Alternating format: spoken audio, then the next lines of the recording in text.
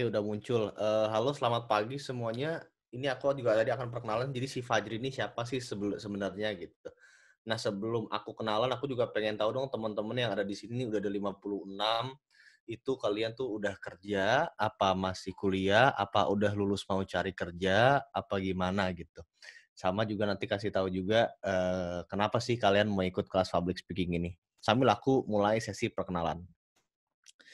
Good, kerja sambil kuliah, bagus.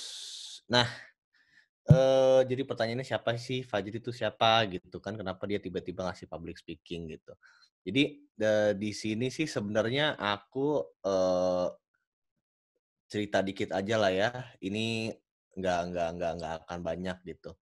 Yang pertama aku sendiri udah pergi ke 21 negara dalam waktu 2 tahun tanpa mengeluarkan personal money. Gimana caranya? Itu waktu itu aku memang ada, sambil entahlah itu ceritanya entar, cuman intinya dalam perjalanan hidup aku juga aku sudah memfasilitasi lebih dari 7.000, mungkin sekarang udah lebih dari 10.000 kali ya, ini 7.000 beberapa waktu yang lalu. 7.000 lebih dari 20 kewarganegaraan gitu di beberapa negara. Waktu itu juga, setelah aku lulus, ada beberapa tahun juga aku memimpin sebuah NGO gitu, yang di bawahnya ada 1.500 orang.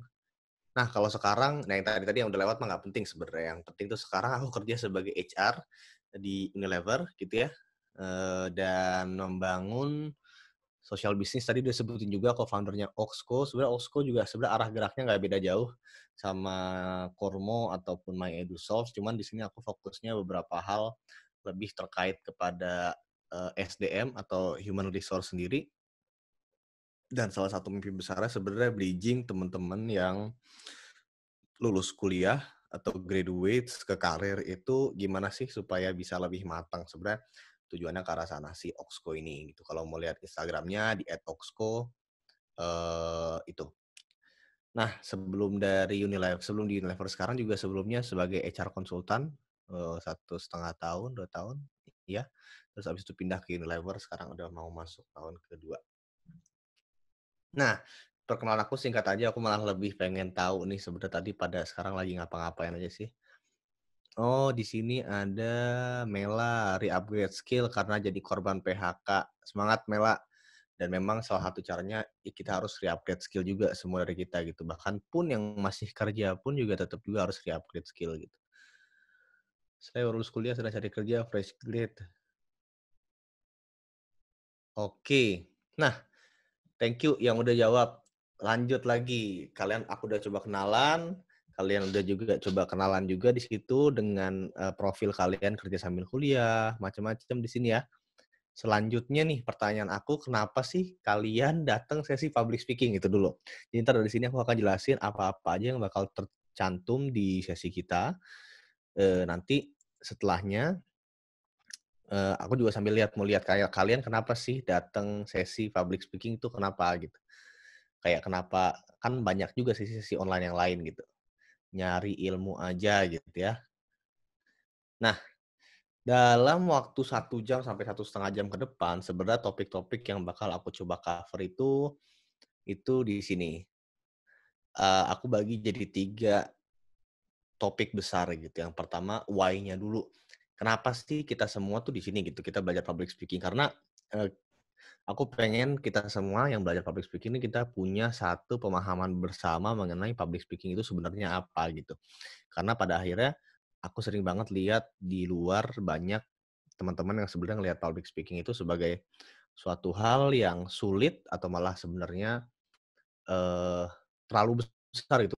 Melihat public speaking tuh pasti harus berbicara di depan panggung kepada orang banyak, dengan satu topik yang menginspirasi orang, sehingga itu udah jadi dibesar-besarkan di awal gitu. Itu why-nya dulu. Terus yang kedua how-nya. How-nya tuh kayak akhirnya gimana ketika udah dapet why-nya, konsepnya, konseptualnya, gimana sih akhirnya kita bisa coba menyampaikan public speaking yang seamless atau di situ bilang, eee, ya mulus lah, lancar lah gitu. Dan apa nih yang kita mesti coba lakukan dalam kita berlatih untuk public speaking itu sendiri. Nah, sekarang aku baru mau lihat lagi nih, kenapa mau belajar public speaking? Ini macam-macam ya teman-teman di sini ya. Wah, ramai banget sih. pengen belajar lagi tentang public speaking, ingin belajar public speaking, menambah wawasan ilmu lebih dalam lagi, persiapan buat interview, biar nggak deg-degan Kak, gitu, sama di rumah aja takut gagu, untuk menambah skill komunikasi ke publik, dan berani menghadapi orang-orang baru. Semangat Didit, orang-orang baru memang kadang-kadang bikin grogi. Aku masih ngerasa public speaking-ku kurang, udah ikut beberapa acara. Sekarang di dunia kerja dibutuhkan banget. Tujuan saya ikut workshop ini adalah ingin menambah wawasan. Mau ngasih public speaking, pengen tahu public speaking. Oke.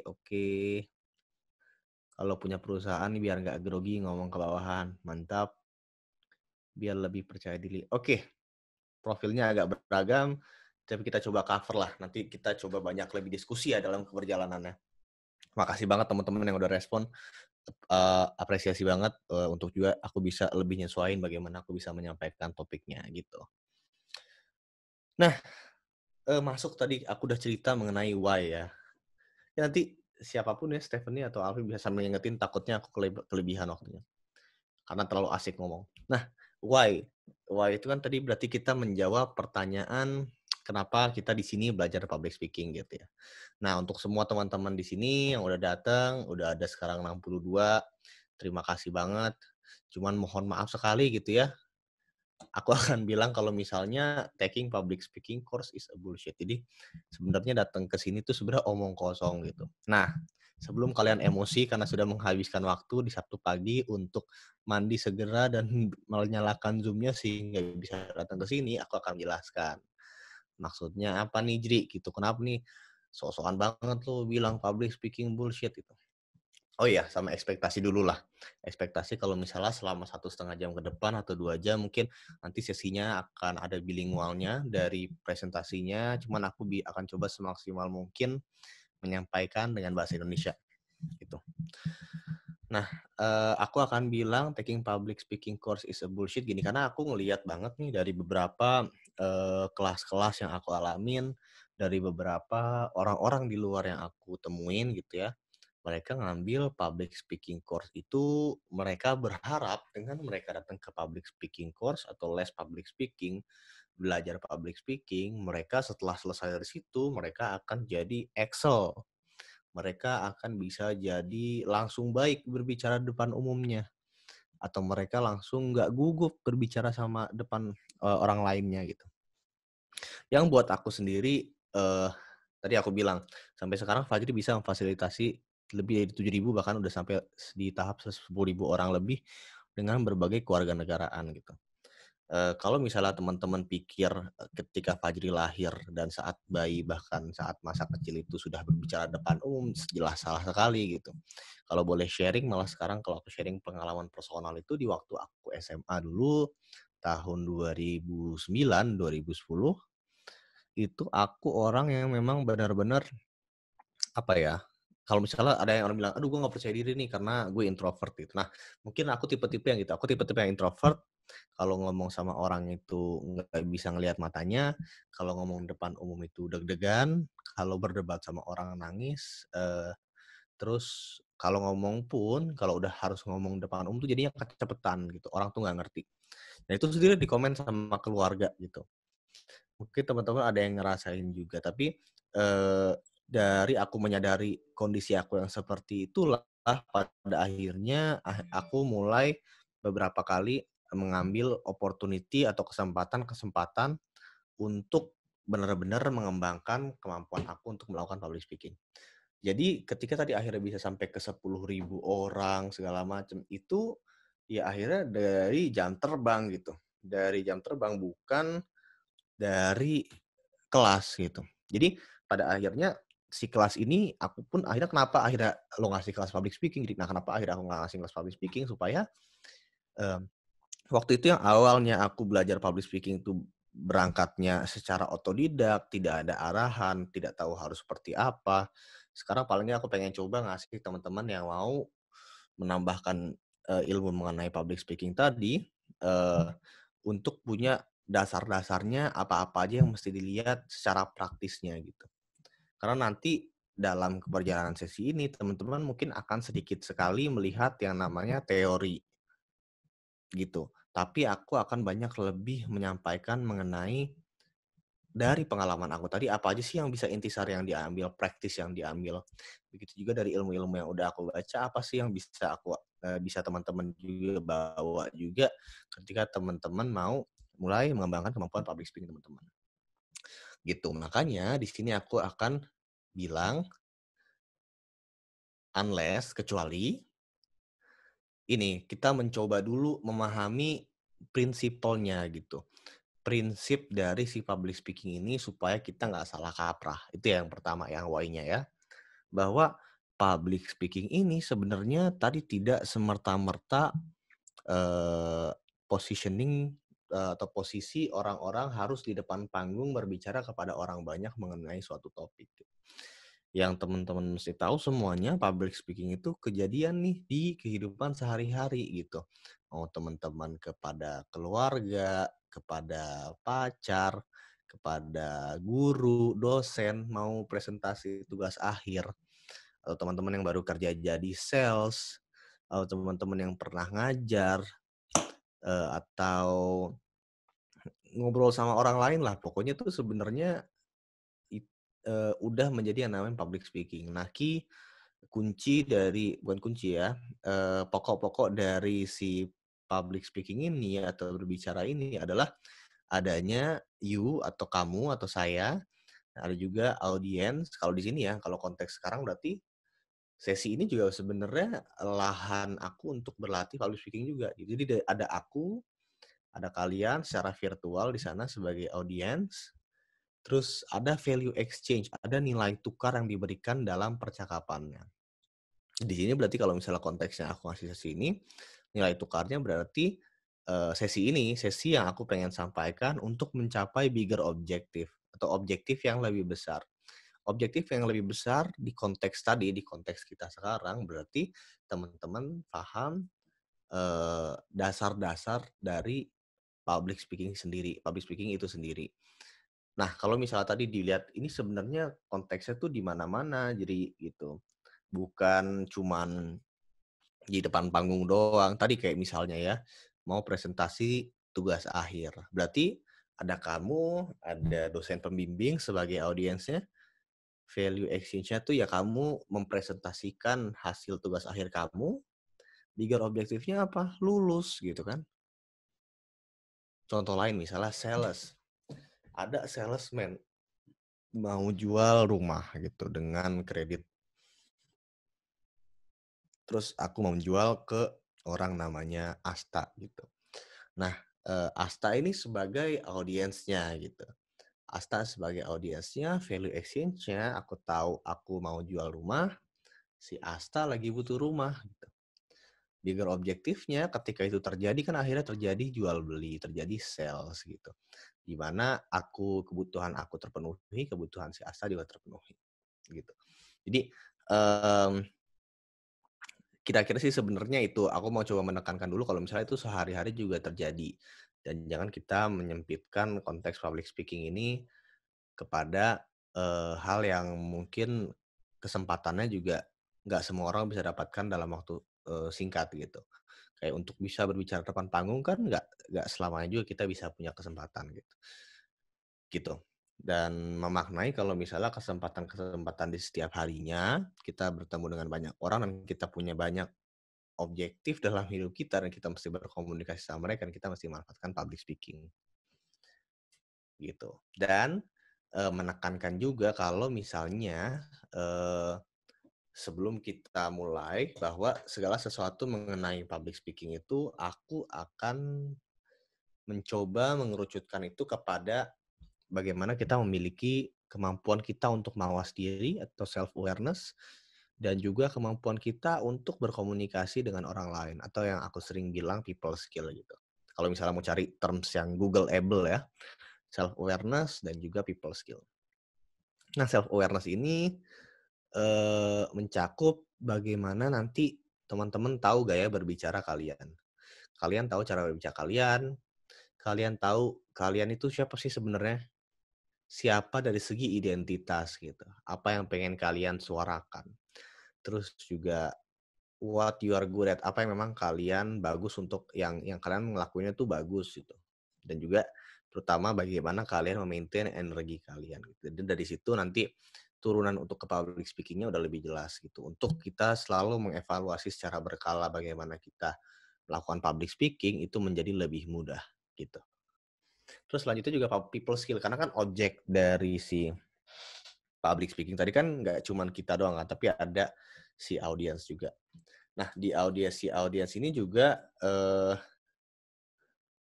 si audiens ini juga kita mesti punya tadi yang namanya people skill. Gimana kita memahami apa sih yang sebenarnya orang ekspektasikan gitu.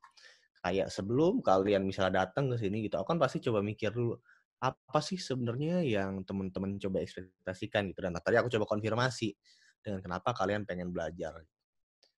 Terus juga memahami juga mengenai budaya gitu, karena pasti akan beda banget kalau misalnya kayak misalnya sekarang gitu ya, dari tim Kormo mempromosikan sesi ini gitu. Aku nggak tahu siapa aja yang bakal ke-track, aku nggak tahu nih audiensnya siapa gitu. Cuman aku punya pegangan mengenai nilai-nilai budaya Indonesia seperti apa, ya mudah-mudahan harusnya yang datang orang-orang Indonesia semua, jadi cara penyampaian aku juga nggak terlalu jauh beda gitu. Itu.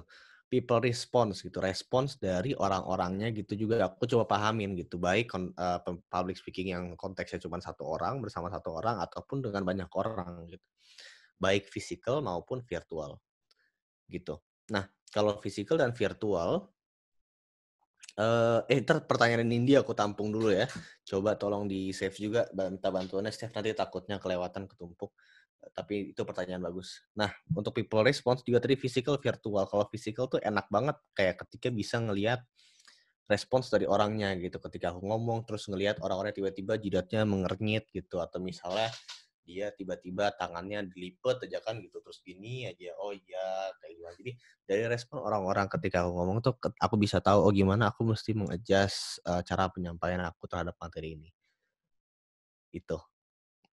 Ini masih aku summary dalam payung besar. Nanti setelah ini kita akan coba lihat lebih detailnya sehingga kita masuk ke hal-hal yang praktikal atau praktis. Nah, tadi aku udah kasih tahu ekspektasinya, akan sedikit teori tapi lebih banyak pada hal praktis, dari bagaimana aku menangkap pembelajaran dari pengalaman aku dan juga, sedikit materi-materi yang bentuk dari buku atau segala macam memang aku juga pelajari juga. Nah, mmm, itu bagian pertama, singkat, nggak terlalu lama harusnya. Berarti tadi ada 10 menit lah aku ngasih materi mengenai si why. Mmm,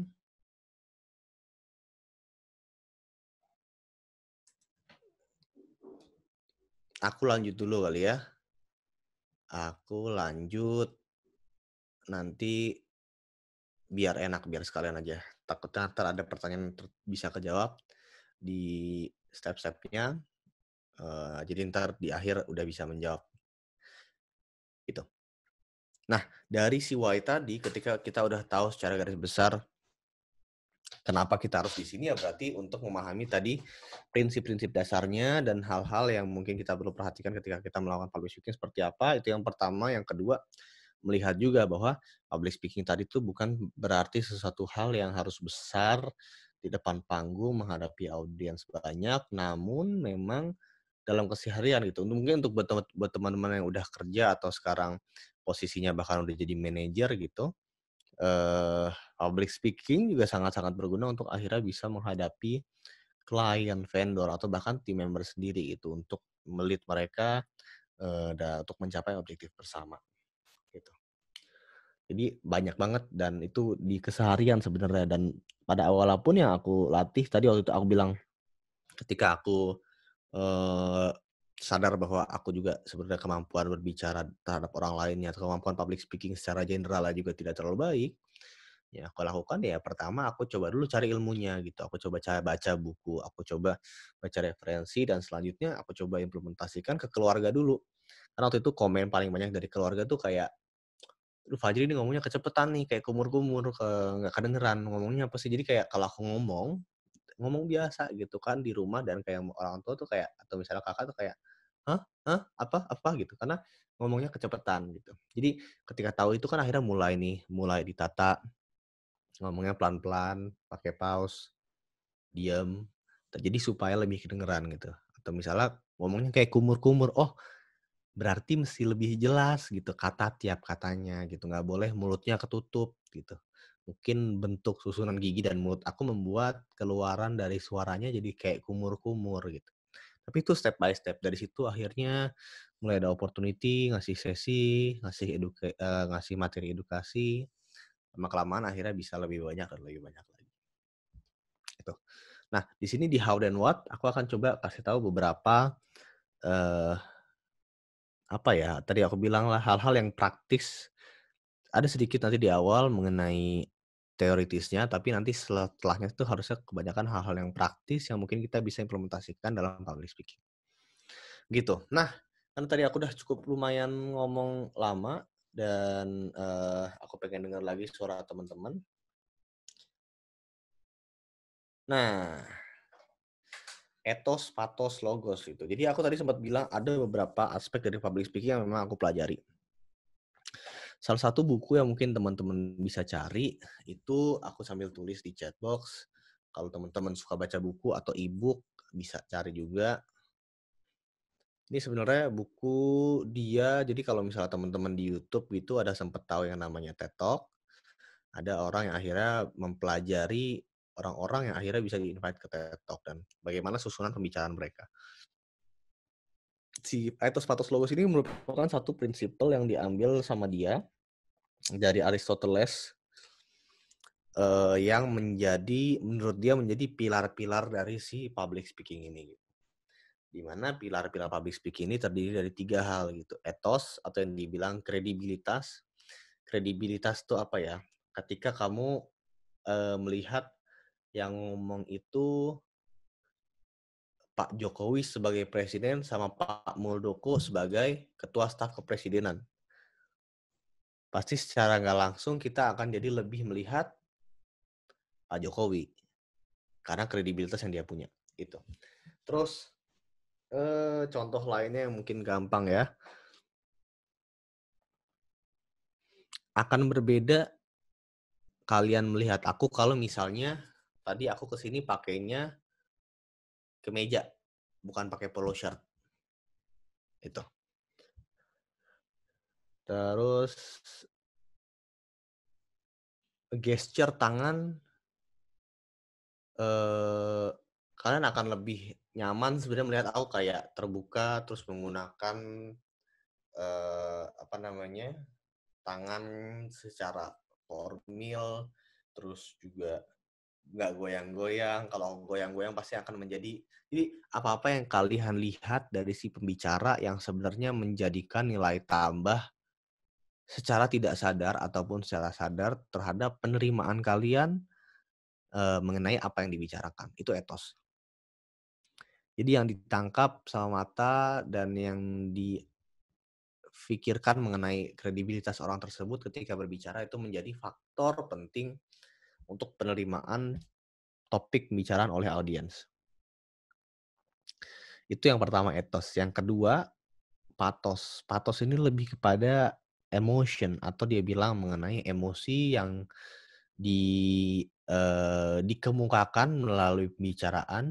Emosi ini nggak mesti sesuatu hal yang buat sedih ya, tapi sesuatu yang bersemangat, sesuatu yang memiliki kalau orang bilang kalau dulu les nyanyi kakak aku tuh bilangnya power dari yang disampaikan itu di pathos gitu. Bagaimana penyampaian orangnya, men-engage emotions kalau dibilang sama, di bukunya tuh bilang engage emotions dari audiensnya gitu, itu. Jadi emosi yang akhirnya teraduk lah dalam, fase pembicaraan tersebut itu pathos. Bagaimana si emotion atau emosi itu meningkatkan penerimaan materi terhadap, penerimaan materi oleh para audiens, itu pathos. Nah, logos itu pada logiknya, logik dari pembicaraannya, ada logiknya nggak sih atau ternyata dia ngomongnya kayak, "Iya, kalau misalnya kita punya 1 tambah 1 ya sama dengan 3," gitu kan, itu nggak logik kan. Tapi, logika dari alur pembicaraan itu mempengaruhi penerimaan materi oleh para audiens gitu. Nah, si penulis buku ini si penulis buku ini, dia mencoba menginterview semua orang yang ngomong di TED Talk. Kalau kalian sempat buka YouTube ya, banyak banget tuh. Di TED Talk tuh ada beberapa ratus ribu malah, berapa ratus ribu video karena dia akhirnya expand ke beberapa negara lain, bahkan dibuat lokal daerahnya. Kemudian mereka buat eh, riset gitu ya, coba interview satu-satu dan mencoba mendefinisikan gitu. Public speaker yang baik, yang memang dia dapat em, apresiasi paling tinggi ketika ngomong TED Talk itu karena kesempurnaan atau kebaikan atau bagaimana dia menyampaikan pesan itu sangat baik, itu memiliki atau fokus terhadap etos, pathos, logos ini dalam presentasi yang berbeda. Kalau misalnya satu paket public speaking ini 100% nih harus fokusnya. Nah, si public speaker ini ketika disimpulkan fokus di tiap aspeknya itu berbeda. Misalnya contohnya ya, etos 33%, pathos 33%, logos 33% gitu. Nah, aku mau tahu nih kalau menurut kalian dari bagaimana aku menjelaskan tadi mengenai etos, pathos, logos, kira-kira public speaking yang baik menurut si buku itu dari aspek etos, pathos, logos ini, etos berapa persen, pathos berapa persen, logos berapa persen. Nah, coba nih aku mau lihat di chat lagi supaya kita agak sedikit berbincang-bincang. Boleh aku tunggu chatnya? Kira-kira etos itu berapa persen, pathos itu berapa persen, logos itu berapa persen?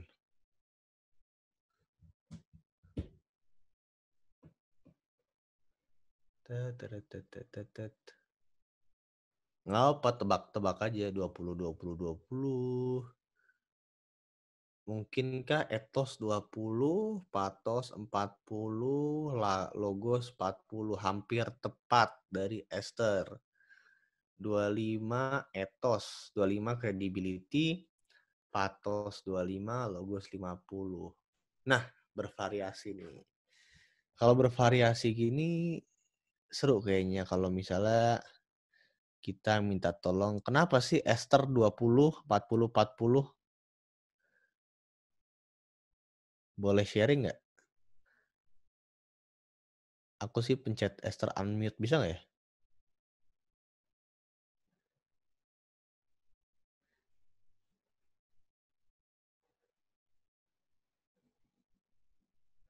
Esther bisa unmute nggak?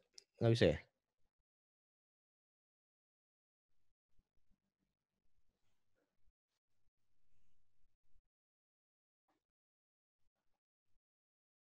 Atau Esther mau jelasin di chat juga nggak apa-apa deh. Kenapa menurut Esther, ini Esterina Lomianta ya, etos 20, pathos 40, logos 40.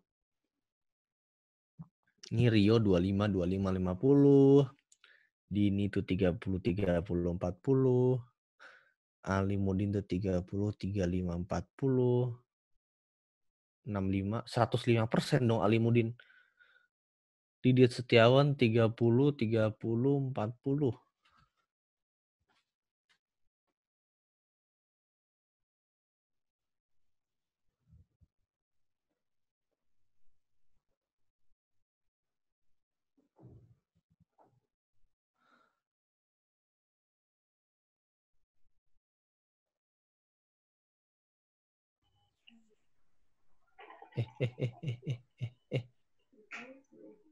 Oke. Nah, kalau misalnya aku lanjut, sebenarnya thank you teman-teman yang udah jawab ya. Si etos pathos logos ini kita ada di 10% sebenarnya di credibility, 65% di emotion, dan 25% di logic.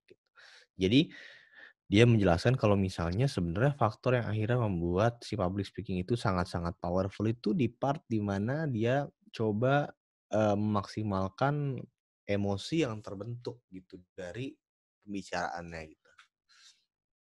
Terus selanjutnya setelah dari emosi tersebut, baru logika berpikir atau bagaimana kita menyampaikannya sampai akhirnya bisa tersampaikan kepada para audiens itu juga penting. Terakhir kredibilitas juga bukan berarti tidak penting gitu.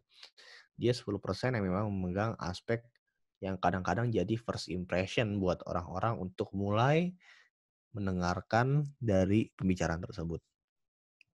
Nah, di sini aku setelah ini akan coba kasih beberapa tadi ya tips dan juga aspek-aspek yang mungkin kalian perlu pahami untuk bisa memahami si public speaking itu sendiri atau cara cara melakukan public speaking itu sendiri per aspeknya gitu.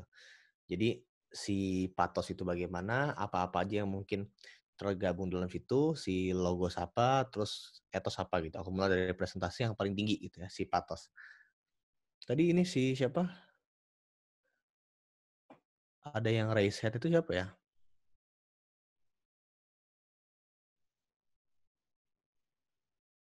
Tadi audiens, partisipan mana? Oh, nggak ada yang raise hand ya? Oke, beres, cool. Nah, lanjut dulu kali ya. Tadi ada Nindi tanya, terus lanjut. Oh, Nindi 2 kali nanya ya. Boleh nih, bagus nih, banyak pertanyaan nih. Cindy segala macam. Oke. Nah, aku sekarang akan mulai dari pathos dulu. Memang topik yang cukup besar gitu.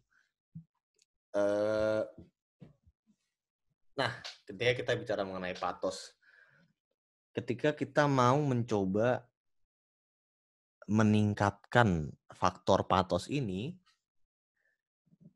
iya, yang pertama tuh ya kalau misalnya konteksnya adalah kalian ingin menjadi public speaker di luar ya, yang pasti adalah bicara mengenai hal yang menjadi keahlianmu. Yang kalau dirunutkan atau dibuka lebih dalam lagi, kan kadang-kadang kita memang kayak misalnya untuk tugas akhir gitu. Let's say kalau misalnya kalau aku mengasumsikan di sini teman-teman tadi ada yang kuliah gitu mau lulus,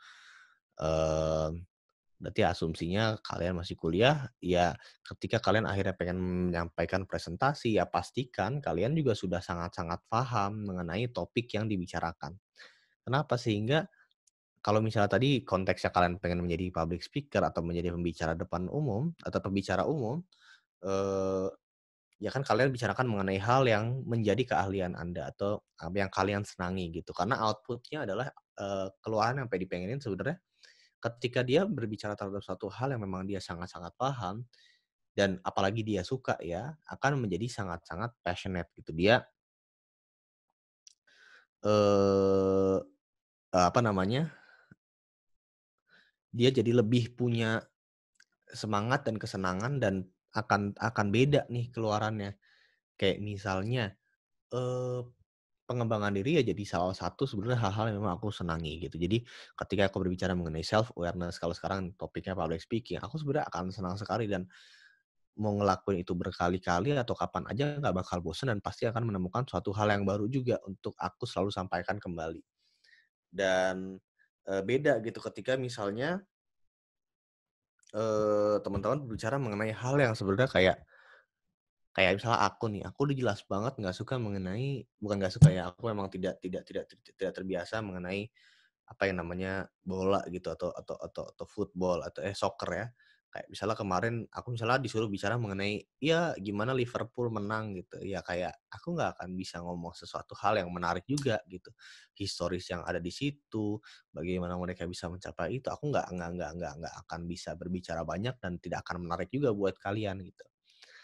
Tapi ketika misalnya teman-teman atau misalnya mendengar orang tuh akan sangat-sangat berbeda ketika berbicara mengenai hal yang memang dia pahami, dia senangi, itu poin plusnya.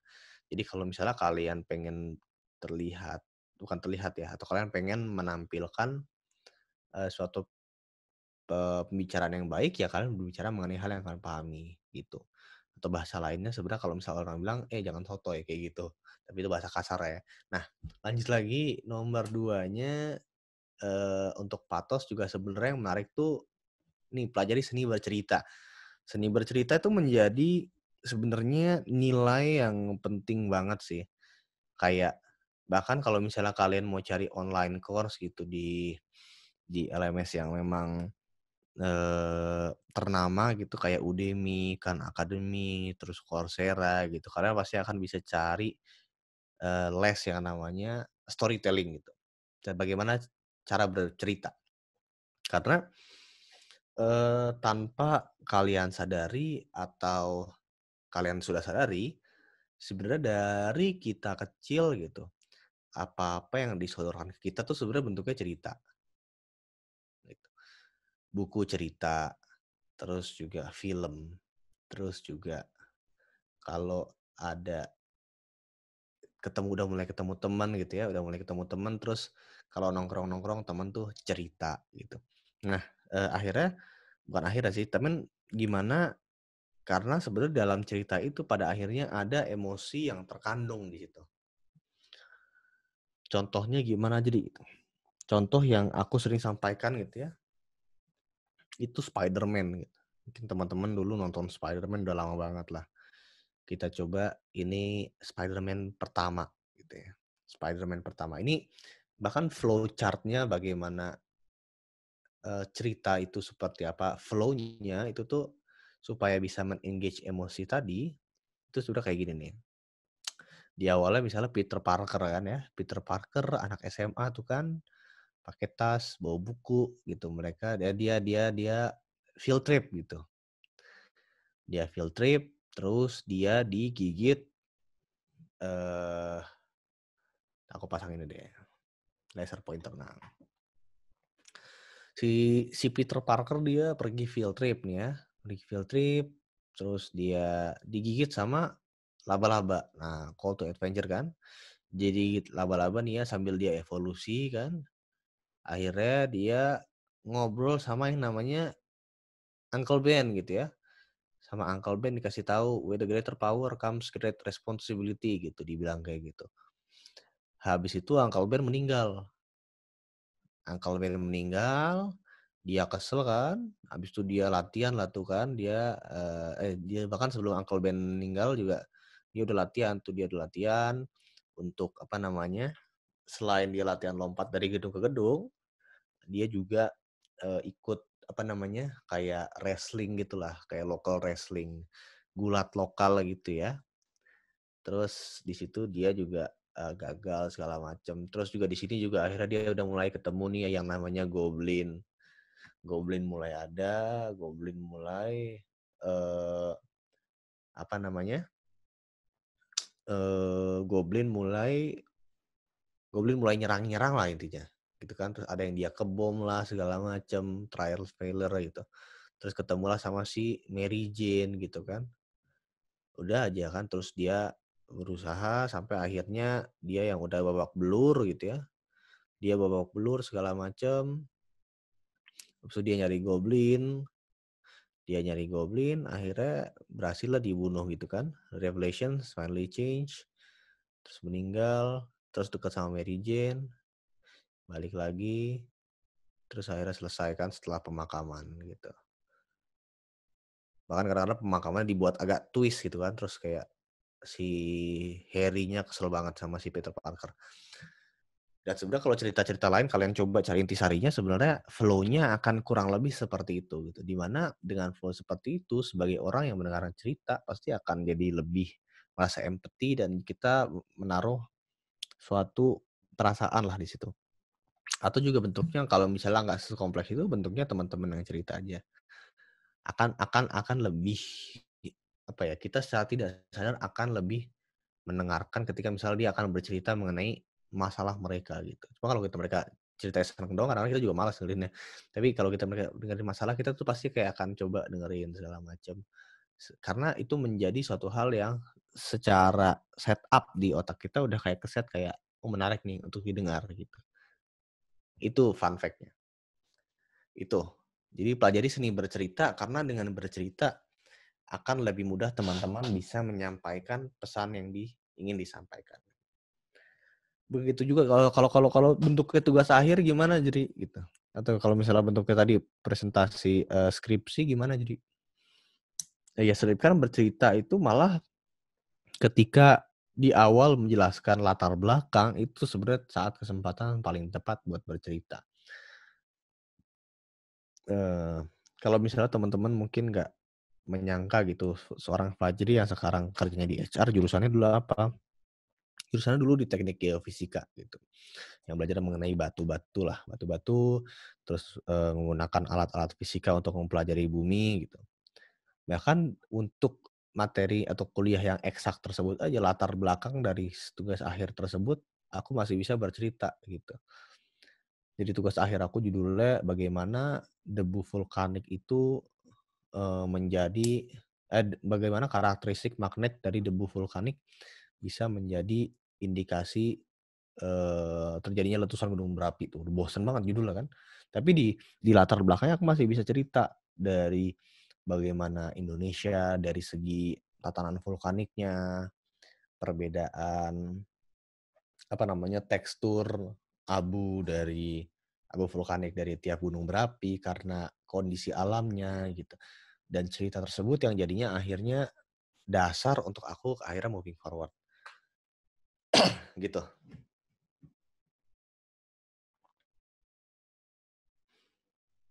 Nah, ketika si patos itu udah selesai, terus kita masuknya ke logos gitu.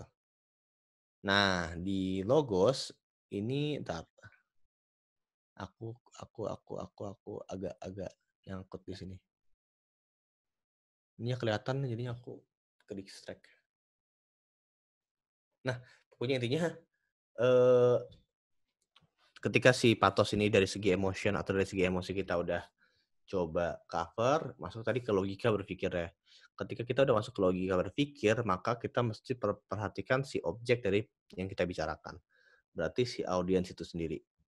Si audiens sendiri, ini sih yang aku selalu pelajarin untuk bagaimana menyampaikan sesuai pada porsinya. Memahami level atau 4 tingkat pembelajaran dari audiens kita yang kita berikan materi itu menjadi, poin utama juga sebenarnya untuk kita bisa tahu bagaimana kita menyampaikan materi kita. Contoh gitu, misalnya kita, berbicara mengenai di sini ada 4 ya, ada unconscious incompetence atau bahasa ininya kayak nggak tahu kalau misalnya nggak kompeten. Jadi kita nggak tahu sebenarnya gini ya, gimana ya, jadi kayak misalnya, eee, oh gini, aku kasih contohin aja deh, contoh belajar nyupir. Contoh belajar nyupir, jadi Fajri itu baru belajar nyupir di kelas 3 SMA gitu sebelum kuliah gitu. Jadi waktu itu kata ayah, "Ya udah jadi ini aja, latihan mobil di komplek aja," gitu. Nah, dulu tuh aku pas SMA kelas 3 itu aku di konteks yang udah 3 tahun naik motor. Jadi buat aku sebenarnya, naik mobil sama dong, ada gas, ada rem gitu. Mungkin bedanya dulu karena motornya matic, jadi ada gas, ada rem, ada kopling gitu. Mobilnya manual gitu. Nah, aku pikir sebenarnya naik mobil tidak akan sesulit itu juga gitu, karena mungkin dasarnya sama lah, bagaimana punya, apa ya, sense lah. Kita punya pengawasan terhadap bagaimana menyeimbangkan antara gas dan kapan ngerem dan aturan-aturan yang ada. Nah, akhirnya mulailah pertama kali belajar di mobil di komplek gitu sama ayah. Belajar nyetir di komplek itu akhirnya membuat bahkan sampai kayak naik ke trotoar gitu ternyata karena, pas belok aku juga nggak stabil, begitu juga yang signifikan itu sebenarnya ketika ada tanjakan, itu ketika aku nggak bisa ganti kopling sama gasnya menyeimbangkan gitu, mati tuh mobilnya gitu, terlepas karena mobilnya nggak terlalu bagus, tapi mobilnya mati gitu. Tapi itu terjadi berkali-kali. Jadi aku akhirnya udah tahu nih salah satu hal yang aku juga perlu kembangkan itu ya bagaimana, menyeimbangkan antara gas dan kopling. Akhirnya ayah nyuruh aku ikut les, mobil. Jadi les, jadi nggak sama dia aja gitu. Di les mobil ini akhirnya barulah aku mulai dikasih tahu, "Gini loh Mas caranya," gitu. Step by step-nya tuh gini loh, apa yang dirasain gitu. Nah, udah gitu diajarin juga, akhirnya ditanyakannya, dicobain lah. Akhirnya udah mulai bisa. Tapi udah mulai bisa di mana, waktu itu juga deket-deket sebenarnya mau lebaran lah, mau lebaran akhirnya mau mudik gitu. Jadi masih, ketika akhirnya disuruh nyetir, masih yang akhirnya ketika ada tanjakan tuh kayak masih mikir gitu. Jadi intinya kalau waktu itu pokoknya pas tanjakan tuh nggak bisa ngelakuin hal-hal yang lain lah. Sehingga, mesti benar-benar fokus gimana caranya ganti gas dan kopling secara simultan gitu. Tapi akhirnya karena terus-menerus ya, udah berapa tahun semenjak masa itu ya sekarang juga udah bisa ngelakuin hal yang lain, udah bisa sambil ngobrol, udah bisa yang lain-lain. Nah, cerita yang tadi sebenarnya aku mencoba membicarakan mengenai tingkat pembelajarannya gitu. Ketika tadi akhirnya aku mencoba mau belajar mobil dan aku pikir aku bisa, aku di level yang unconscious incompetence gitu. Aku nggak aware atau aku nggak mawas gitu terhadap skill apa sih dari nyetir mobil ini yang aku memang belum baik. Sampai akhirnya ngalamin, tahu, oh iya ternyata nggak bisa nih seimbangin gas sama kopling. Aku udah mulai masuk di fase yang conscious incompetence. Aku udah tahu nggak bisanya di mana. Yang aku lakukan adalah mengambil training. Setelah training, sudah bisa melakukan, sudah conscious competence. Jadi kita melakukan skillnya secara sadar gitu. Kita masih mikirin nih, nggak boleh salah nih, nggak boleh salah nih. Oh iya, mesti ganti gas sama koplingnya kayak gini nih. Sampai akhirnya udah latihan terus-menerus, sampai akhirnya di unconscious competence. Nah, penyampaian itu tuh menjadi, atau 4 level ini menjadi penting untuk kita bisa mendeliver juga public speaking pada orang lain. Ketika kita tahu eee, apa nih, level pemahaman yang mana nih audiens kita gitu. Level pemahaman mana yang audiens kita punya, sehingga kita mesti menyampaikannya seperti apa. Nanti akan relate tadi ke pertanyaan yang sempat ada, bagaimana kita menyampaikan kepada orang-orang yang lebih tua, bagaimana kita menyampaikan pada orang-orang yang mungkin lebih pintar, gitu. Cara penyampaiannya atau, metode penyampaiannya akan berbeda, gitu. Dan itu nanti harus menjadi bahasan yang lain lagi gitu. Bagaimana kita mesti, kalau misalnya kita kepada anak eee, yang memang dia di level conscious incompetence kayak gimana. Kayak yang paling aku ingat dulu adalah sebenarnya cara guru aku ngajar aku ketika aku SMA. Jadi dia selalu, membuat kita sebelum masuk kelas itu di level conscious incompetence, dengan cara dia ngasih pre-read gitu. "Oh iya nanti sebelumnya kalian baca ini dulu ya, buku ini ya, halaman sampai halaman ini," gitu. Jadi kita udah tahu, oh ini kita yang mungkin bingung yang di sini nih. Jadi pas di kelas, dia akhirnya lebih banyak ngasih Eee, exercise gitu, latihan. Atau juga ada juga waktu itu yang karena dia tahu nih semua murid-muridnya itu di level unconscious incompetence, jadi yang dilakukan adalah bercerita, gitu. Ketika dia udah conscious competence, yang dilakukan adalah banyak praktek gitu. Dia udah tahu nih materinya, cuman dia masih kayak belum fasih, dia banyak praktek, gitu. Ketika ada unconscious competence, nah disitulah dia akhirnya baru mulai dikasihnya challenge atau, research atau apa gitu, gitu.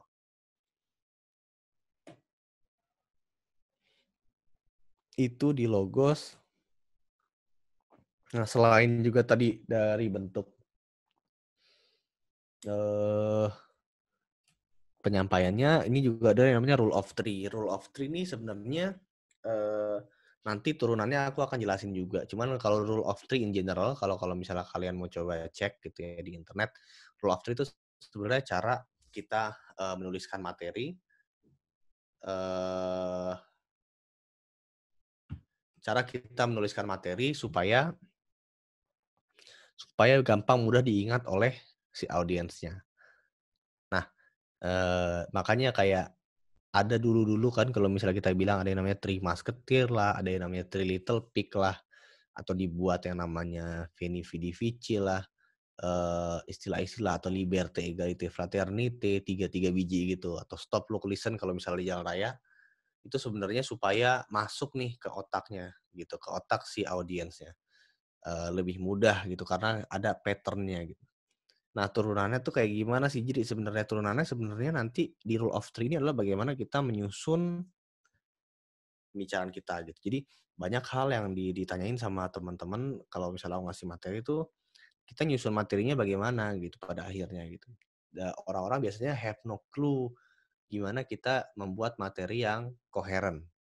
Nah, materi yang koheren ini akhirnya biasanya kalau misalnya aku boleh sharing praktisnya, kayak misalnya kalau misalnya aku disuruh ngasih materi mengenai,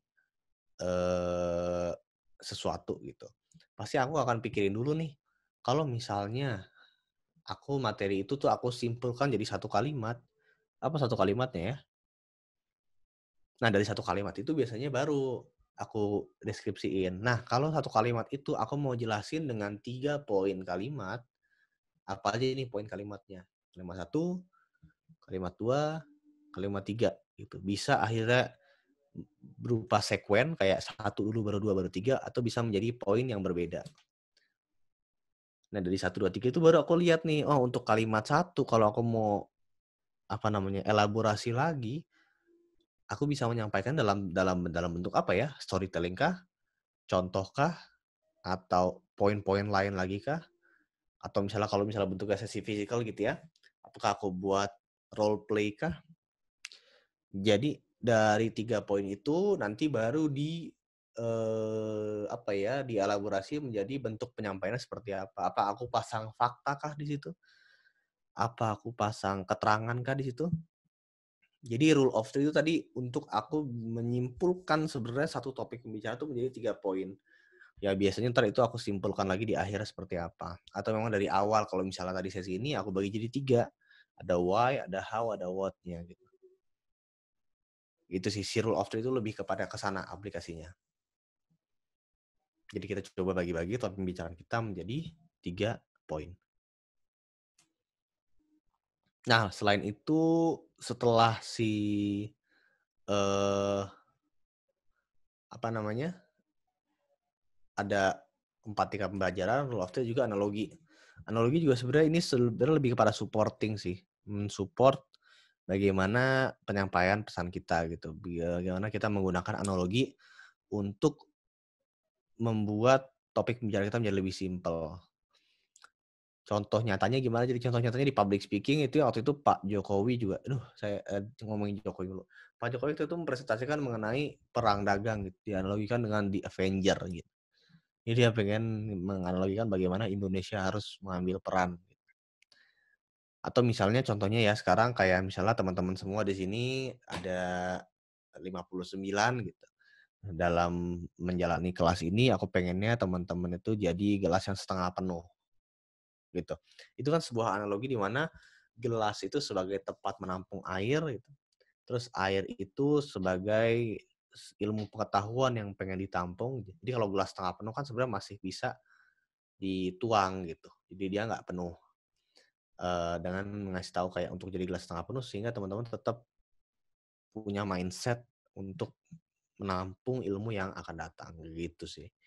Jadi membuat pesan kita menjadi lebih eh, lebih indirect, lebih tidak direct gitu ya, dengan menggunakan analogi itu. Nah, ini juga penting sih memahami si audiens tadi sebenarnya udah sempat juga agak cukup relate ke beberapa poin yang lalu untuk memahami profil audiens. Jadi profil audiens mungkin tadi di sini di etosnya ya. Etos ini berarti profil audiens ini keluarannya mungkin lebih kepada bagaimana kita berperilaku atau bagaimana kita berpakaian. Kayak tadi untuk orang-orang yang lebih tua mungkin saya nggak bisa pakai bahasa informal kayak gini gitu. Atau untuk orang-orang yang mungkin lebih experience saya mungkin harus pakai baju yang lebih formal gitu. Nggak bisa cuma pakai polo shirt kayak gini aja. Mungkin akan dilihat tidak profesional gitu.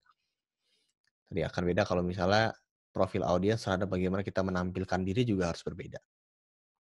Itu penting banget. Nah, yang kedua juga apa yang memang mereka ekspektasikan sih dari sesi kita gitu.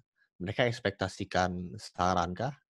Apakah mereka ekspektasikan materi kah? Karena kalau misalnya gini, kayak kalau misalnya kalian lihat follow materi aku dari awal sampai akhir gitu, mungkin tadi agak sedikit banget sebenarnya materi yang benar-benar teoritis gitu. Karena aku tahu kalau misalnya aku ngasih materi yang teoritis kayak misalnya eh, intonasi Nancy Duarte gitu.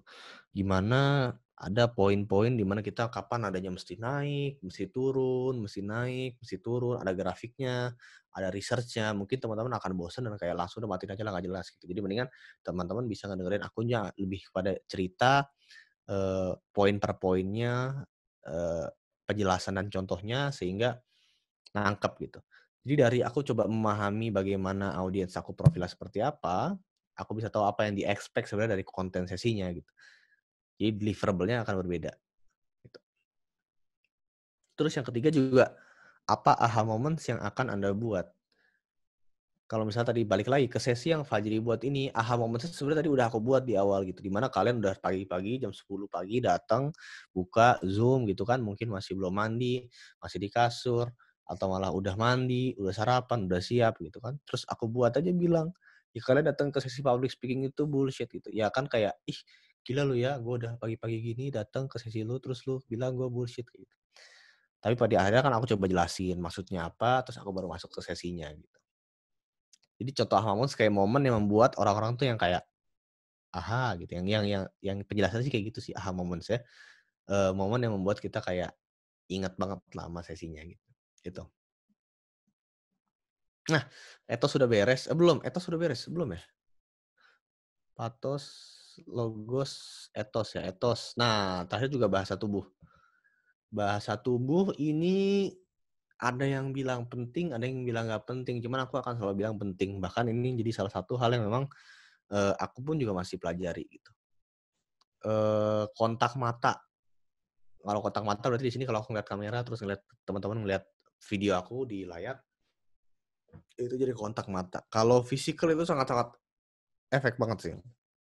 Jadi, kontak mata dengan jalan ke kanan ke kiri gitu, untuk tahu kalau misalnya kita memang mau ngasih pesannya ke mereka gitu. Kita mau ngasih pesannya ke mereka, mereka juga jadi lebih fokus. Kadang-kadang biasanya karena orang yang main HP pun ketika dibuat kontak mata ya, misalnya dia lagi main HP gitu, terus ada bicara di sana ngelakuin kontak mata tuh kayak kita akan ngeh gitu, terus jadi kayak jadi ngelihat gitu. Jadi membuat, lebih fokus kepada materinya juga. Ini angkanya nggak diganti, habis 5 5 lagi, 5-nya terus, padahal udah 7 8. Nah, itu juga kontak mata yang pertama, yang kedua kecepatan berbicara. Jadi kecepatan berbicara juga akan ngaruh kepada pemahaman para audiens karena ketika kalian dengerin aku ngomong kayak gini pasti kalian juga lupa apa yang aku coba omongin di awal gitu.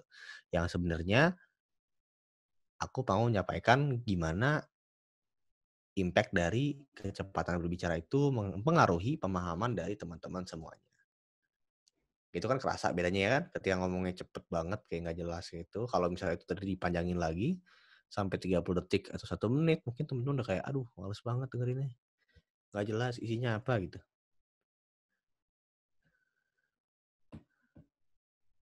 Nah, terus, kecepatan berbicara, selain itu juga kalau misalnya tadi fisikal bentuknya ya, posisi dan postur berdiri juga menjadi penting gitu. Jadi bukan yang kayak loyo, terus kayak yang goyang-goyang, habis goyang-goyang juga, eee, apa namanya, terus, memunggungi penonton terlalu lama gitu. Nah, posisi dan postur berdiri, terus juga bagaimana menguasai panggung. Maksudnya gini, kadang-kadang panggung kan ada besar ya, atau misalnya kalau misalnya bukan panggung deh, paling nggak ruangan gitu. Ruangan besar, audiens di kanan dan di kiri. Kadang-kadang kita tuh cuman fokus di depan aja dengan pointernya kayak, "Iya Pak, gini gini gini gini," terus pencet. Padahal sebenarnya mungkin di sana ada audiens lain juga. Jadi boleh kok gerak ke kanan ke kiri itu juga boleh sebenarnya, nggak ada masalah. Juga penggunaan tangan sebagai atribut. Jadi kadang-kadang untuk menjelasin sesuatu hal gitu, kayak gimana kita menggunakan tangan untuk kayak misalnya dari step 1 kayak misalnya aku mau ngejelasin ya, step 1 ke step 2 ke step 3 itu tangan tuh kadang-kadang lumayan ngebantu sih untuk, meningkatkan fokus juga sebenarnya buat teman-teman audiens gitu. Jadi tapi menggunakan tangannya sewajarnya gitu, jadi bukan kayak ya lagi ngomong apa terus tangannya gerak-gerak gitu. Tapi, dibuat sesuai sama kayak sesuai itu kayak sesuai, kayak seakan-akan kayak padahal sebenarnya juga nggak ada artinya kan, cuman kayak kayak enak aja gitu ya ngelihatnya. Jadi digunain tangannya sebagai atribut untuk meng-emphasize atau menekankan kata-kata yang disampaikan, gitu.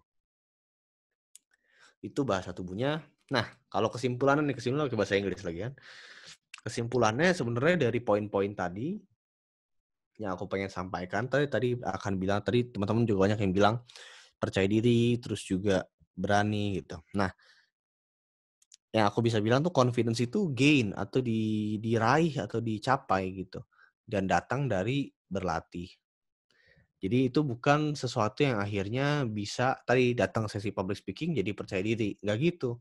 Datang public speaking, cari lahan-lahan untuk berlatih public speaking, kayak ketika kita coba ngomong sama keluarga coba dibenerin poin-poin penyampaian, ketika kita coba ngomong sama orang yang paling deket atau teman, kita coba perbaikin flow pembicaraannya, kita coba perbaikin bagaimana kita menyampaikan pesannya.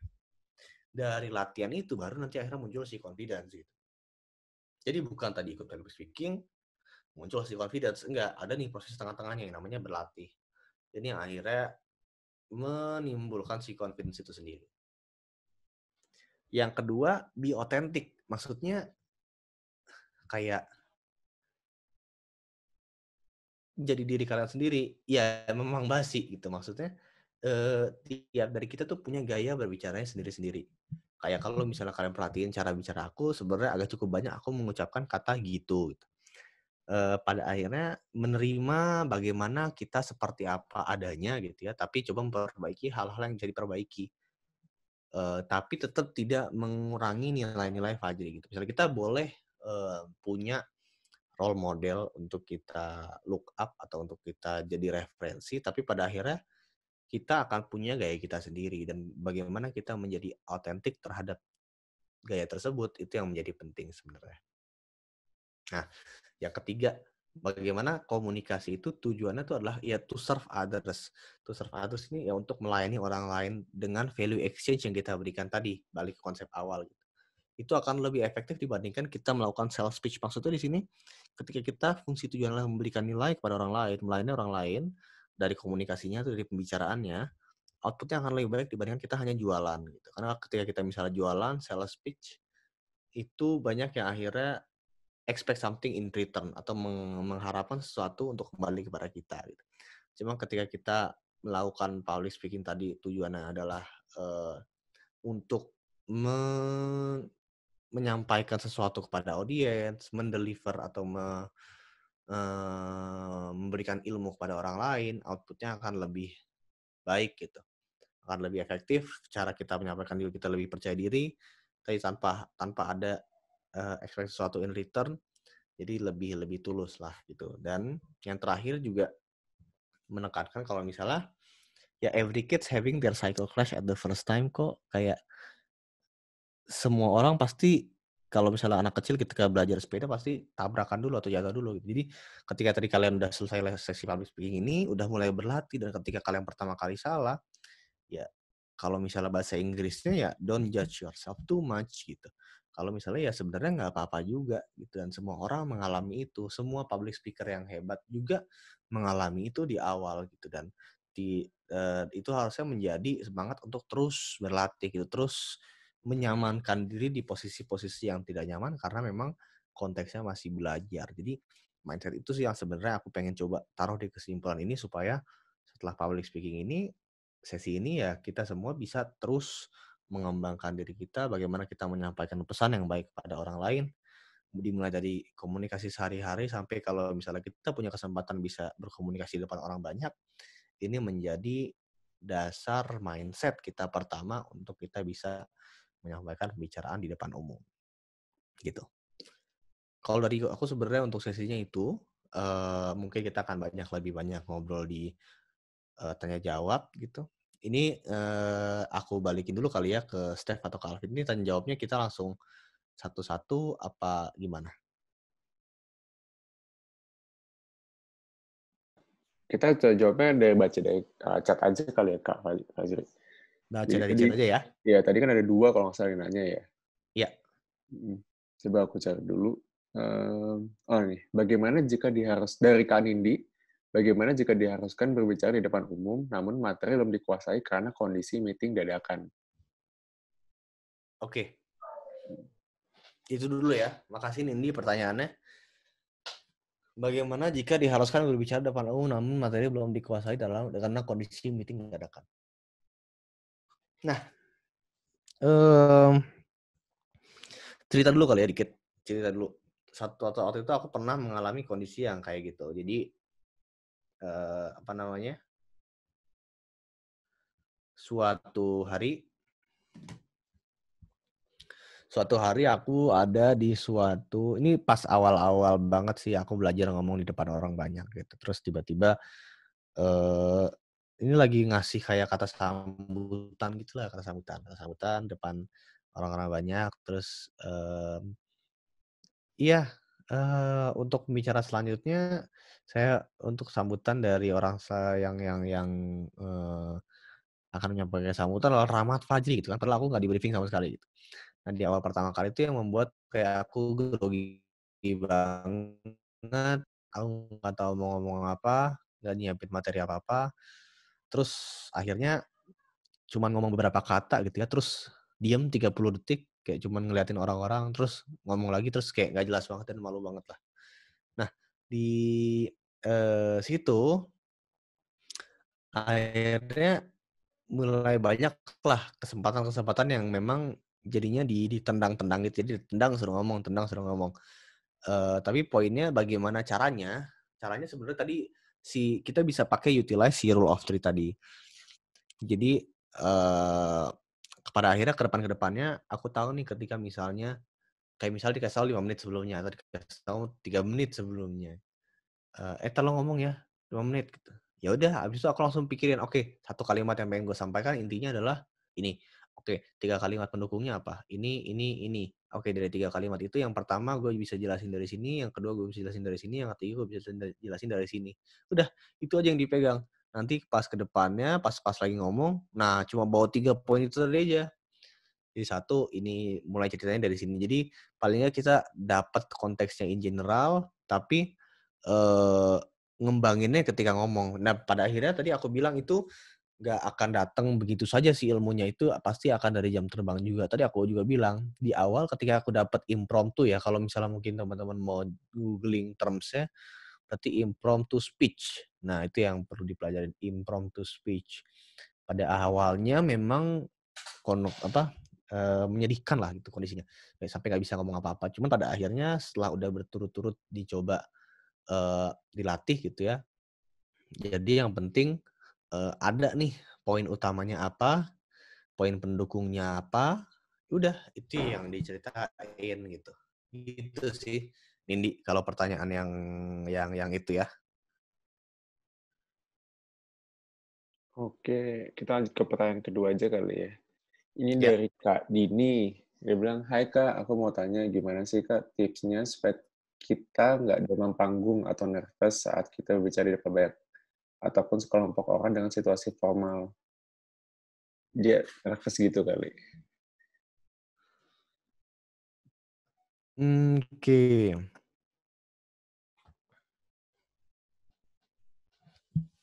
Kak, aku mau tanya gimana sih Kak, tipsnya supaya kita nggak demam panggung atau nervous saat kita berbicara di depan banyak ataupun sekelompok orang dengan situasi formal. Tadi kan disebutkan juga bahwa percaya diri itu tumbuh dengan dilatih.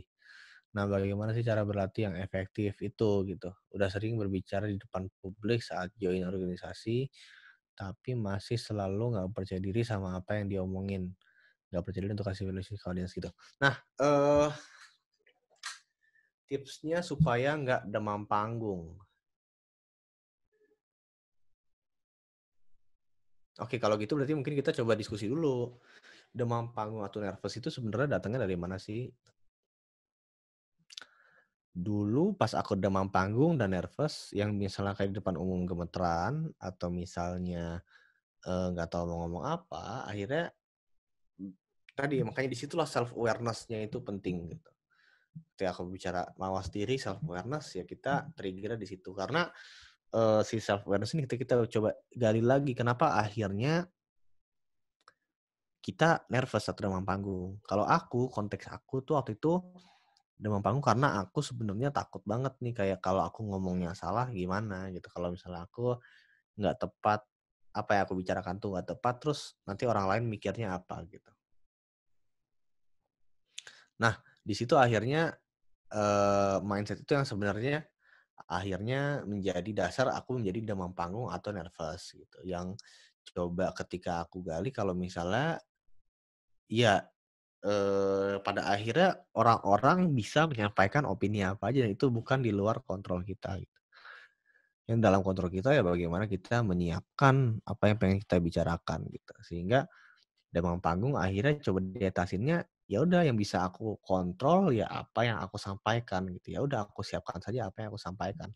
Bagaimana orang berpikir atau berpendapat atau bagaimana orang mau berperilaku, dia mau memperhatikan, dia mau main HP. Tadinya tuh kalau orang udah main HP gitu ya, aku ngomong depan tuh aku udah kayak demot banget kayak, aduh ini omongan gua ngebosenin kali ya. Tapi pada akhirnya apa yang orang lakukan itu di luar kontrol kita gitu. Jadi yang dipegang adalah apa yang mau kita sampaikan, kita betul-betul sudah tahu apa yang mau disampaikan, sehingga eee, lebih mudah ketika ada di panggung. Kalau pertanyaannya bagaimana sih cara berlatih yang efektif itu, dari setiap kesempatan yang ada sih.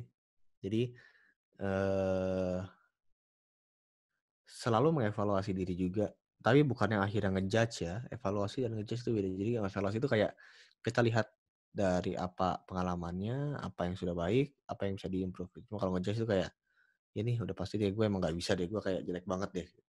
Kan sering banget tuh yang kayak gitu-gitu. Nah kalau si mengevaluasi itu ya ketika tadi ada kesempatan misalnya kayak abis ngomong nih tadi sama gebetan gitu. Ah, gimana ya, apakah yang gue sampaikan memang, eee, apa namanya, baik ya? Apa ya, bagaimana ya dia menerima penyampaian gue tuh gimana ya, gitu. Jadi sering coba sensing atau malah kalau misalnya ada orang yang bisa diajak ngobrol untuk mengevaluasi bagaimana kamu berbicara pun akan jauh-jauh lebih baik. Jadi nggak perlu momen yang memang bener-bener berbicara di depan banyak banget, tapi kayak bagaimana kita ngobrol aja gitu. Tapi memang biarpun ya cari teman-teman yang memang bisa untuk diajak ngobrol kayak gitu, karena mungkin banyak teman-teman yang kayak ketika kita tanya, menurut lo ke cara gua ngomong gimana sih?" Gitu. Banyak orang-orang yang pasti kayak, "Apaan sih lu? Serius banget?" Gitu. Nah, coba cari orang-orang yang memang mau mengevaluasi kalau secara jujur, baiknya orang terdekat ya, keluarga, pacar, atau misalnya istri atau suami gitu, kalau udah ada. Diobrolin gitu, sehingga kalian juga tahu bagaimana kalian menyampaikan sesuatu dan apakah itu sudah baik atau belum.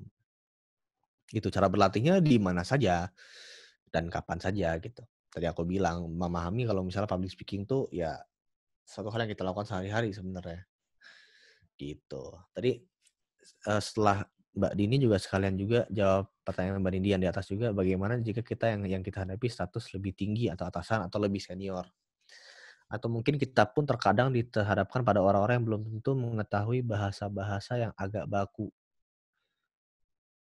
Nah, bagaimana jika kalau yang dihadapi lebih tinggi atasan lebih senior, tadi balikin lagi ke tujuannya apa akhirnya komunikasinya, sehingga dari situ kita coba manage bahasanya. Dan kayak aku juga banyak akhirnya atasan-atasan atau senior yang memang aku coba buat tone pembicaraan di luar dari misalnya bentuknya bukan presentasi ya, itu bercanda banget, kayak bisa gue eloan, bahkan dia misalnya umurnya 45 tahun, tapi sama aku yang misalnya masih muda kayak gini, dia gue eloan gitu. Cuman ya udah ketika presentasi atau segala macam ya kita, memposisikan diri sebagai profesional gitu. Gimana cara kita memposisikan diri, menjadi professionals? Kita mesti melihat professionals yang lain dulu gitu. Kita lihat, kita tiru, oh yang ini bagus, yang cocok sama kita ya kita terapkan. Gitu. Jadi, eee, kita yang memposisikan diri sebagai professionals, gitu. Itu sih, kalau, atau mungkin kita pun terkadang dihadapkan pada orang-orang yang belum tentu mengetahui bahasa-bahasa yang agak baku. Itu kalau misalnya itu memang pada akhirnya kalau misalnya kalian udah tahu kalian akan ngomong ke orang-orang yang mungkin belum tentu mengetahui bahasa-bahasa yang agak baku, ada baiknya mungkin kita bisa ada ngobrol secara informal dulu sama mereka dan cari tahu nih level bahasanya seperti apa. Jadi kadang-kadang kalau misalnya aku harus ngasih sesi di tempat yang memang aku belum tahu nih bagaimana cara mereka berbahasa, ya aku ini dulu, aku, sebelum sebelum sesi aku, ada ngobrol dulu sama mereka mengenai beberapa hal gitu, cari level pembicaraannya seperti apa, topiknya seperti apa, ya dari situ bisa dapat overview mengenai tipe audiensnya juga, gitu. Oke, mungkin Trio. kita tutup Heeh, kali ya Kak ya, di satu pertanyaan terakhir, karena banyak boleh. banget yang nanya, apa namanya, berhubungannya sih agak melenceng sedikit, cuman ada 3-4 orang tuh nanya supaya nggak gagu atau gugup saat interview kerja sih, Oke. pertanyaannya. Oke. Gimana gagu atau gugup saat interview kerja? Mhm. Gitu ya?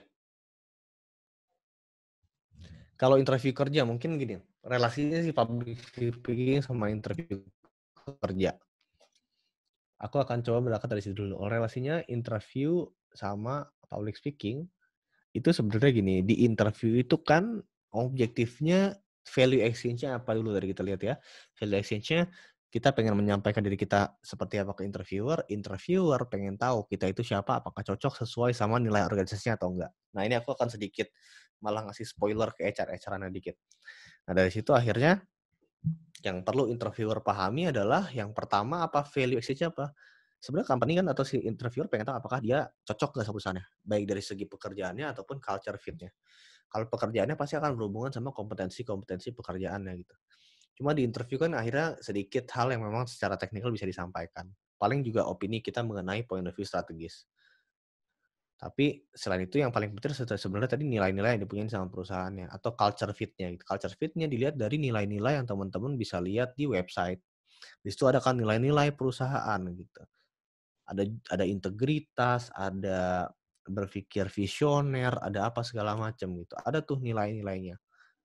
Nah, yang kita lakukan supaya nggak gugup, yang pertama kali jauh sebelum interview kita persiapin dulu sebenarnya. Dari pengalaman kita, baik di sekolah atau di organisasi atau di perusahaan sebelumnya, ada nggak sih pengalaman kita yang cocok nih sama value-nya gitu. Jadi kita udah punya bank cerita dulu sebenarnya, bank cerita yang cocok sama value-value-nya. Karena pertanyaan-pertanyaan yang ditanyain kan sebenarnya kayak, bagaimana keadaan kamu ketika kamu menghadapi situasi yang sulit, atau bagaimana, eee, apa namanya, pengalaman kamu di perusahaan sebelumnya menjadi, sangat bermakna buat kamu. Jadi yang dikeluarkan cerita-ceritanya adalah kita udah punya bank ceritanya, jadi nanti pertanyaannya apa yang cocok ya kita sampaikan. Itu yang pertama, itu akan sangat-sangat membantu untuk tidak membuat gagu. Karena kan gagu kayak kayak ditanya apa terus kayak, cerita yang mana ya, jawabnya apa ya, ceritanya bagaimana ya. Jadi bagaimana cara berceritanya pun juga kan sebenarnya banyak. Kalau misalnya teman-teman mau cari di YouTube tuh ya, star interview lah, behavioral interview lah, banyak banget sebenarnya bisa dicari dan dikumpulin dulu lah cerita-ceritanya. Itu yang pertama. Yang kedua, ya tadi memahami juga kalau misalnya, eee, batas-batas jujur yang bukan batas-batas jujur jujur dan bohong ya, cuman bagaimana kita menyampaikan pesan kita secara terbuka juga ke, eee, in ke yang menginterview gitu. Jadi karena kan ketika gugup tadi kan karena mungkin kita nggak tahu nih apakah informasi ini boleh disampaikan atau enggak ya, ataukah informasi ini jadi membuat gua ngelihat jelek atau enggak ya. Eee, yang paling penting kan sebenarnya kita bisa menyampaikan siapa diri kita sebenarnya gitu, baik dari segi strength, apa sih kekuatan kita dari segi skill and capability, terus juga weakness-nya apa sih yang kita punya. Terus dari weakness yang kita punya, gimana sih cara kita mengatasinya gitu. Terus tadi cerita-cerita yang cocok sama nilai-nilainya gitu. Terus bagaimana kita melihat diri kita sendiri 5 tahun ke depannya gitu. Di mana di situ kita perusahaan pengen lihat apakah kita ada sesuatu hal yang pengen kita capture dari segi pembelajaran di perusahaan tersebut. Terus berapa gaji yang kamu pengen gitu. Terus kayak kita nggak percaya diri terus jadi gagu. Jadi sebenarnya pertanyaan-pertanyaan itu sudah sangat-sangat banyak banget sumbernya dan pastikan kalian punya jawaban yang memang merefleksikan diri kalian gitu. Bukan jawaban yang dipengenin sama orang tua kalian, bukan jawaban yang kata orang lain bagus, atau bukan jawaban yang kata Kak Fajri bagus, tapi jawaban yang memang merefleksikan diri kalian. Dan disiapkan dulu gitu. Jadi ketika interviewer nanti kira-kira interviewnya nanya ke arah mana, kita tinggal keluarin aja kayak cerita ke teman aja. Jadi kayak cerita ke teman kayak kita pengen teman kita paham gitu. Jadi kita ceritanya juga luas gitu. Kita ingatnya kalau kita ceritanya akhirnya gagal karena misalnya kita grogi, akhirnya si interviewer juga nggak nangkep apa sih ininya gitu. Dan mungkin dia akan bertanya lagi ketika kita mengerjakan mereka, kita mau minta tolong A dan kita suruh dia tiba-tiba. Karena kan ketika udah kerja nanti banyak kondisi-kondisi di mana kita nggak bisa menolak gitu. Karena kita disuruh presentasi ke yang lain, karena kita disuruh presentasi ke board of director gitu. Dan kemampuan kita untuk menunjukkan kalau misalnya kita bisa berkomunikasi dan menyampaikan pesan dengan baik, dimulai dari cerita mengenai diri kita sendiri, itu sebenarnya hal pertama yang memang mereka assess gitu. Gitu sih. Yo. Sorry, gitu sih Vin.